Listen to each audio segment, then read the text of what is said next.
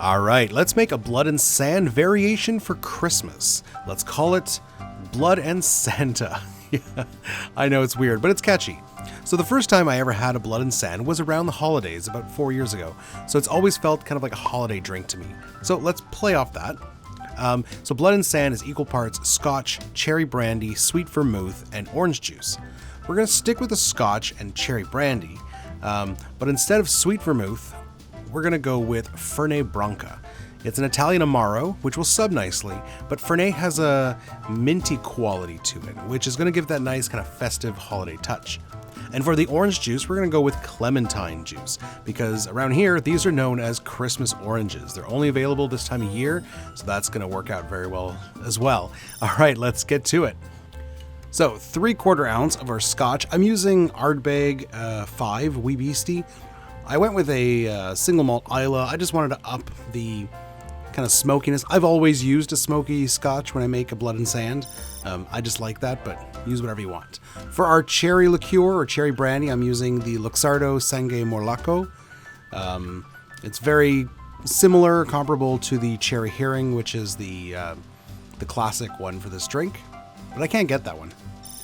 Our freshly squeezed Clementine Juice goes in next. We're doing 3/4 ounce for each ingredient here. It's an equal parts drink. And finally, our Fernet Branca. So if you've never had this before, it's an Amaro, so it's got kind of a herbals, bittersweet flavor, but it has a strange minty quality to it. And there's actually no mint in this liqueur. The mint flavor comes from a concentration of saffron. There's quite a bit of saffron in there, and apparently at that high concentration, saffron gives off kind of a menthol flavor. So that's where the mint comes in. All right, that's it for our ingredients. After that, we're gonna do a double flippy move, awesome, and then we're going to shake over ice for a good 15-20 seconds before straining into our glass of choice, which today is going to be a nice chilled Nicanora. I love these Nicanora glasses; they're so nice.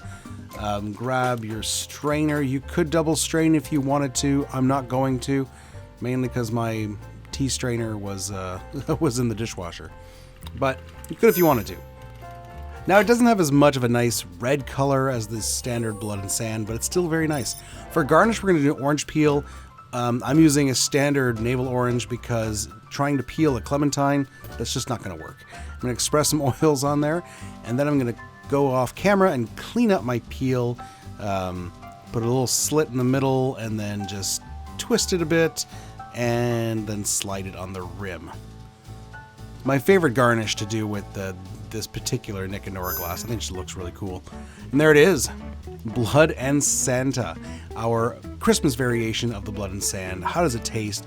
Up front, you get the smokiness of the Scotch, that sweet clementine juice comes through, the cherry comes through, and the Amaro has a nice adds a nice something to it, but then at the end there's a lingering minty flavor, and it's really nice, and that's what really makes this a festive Christmas drink. Everything works really well together. I thoroughly enjoy this one. I love the blood and sand, and this is a nice Christmas variation. So if you've got some Fernet, definitely give this a try. I highly recommend it.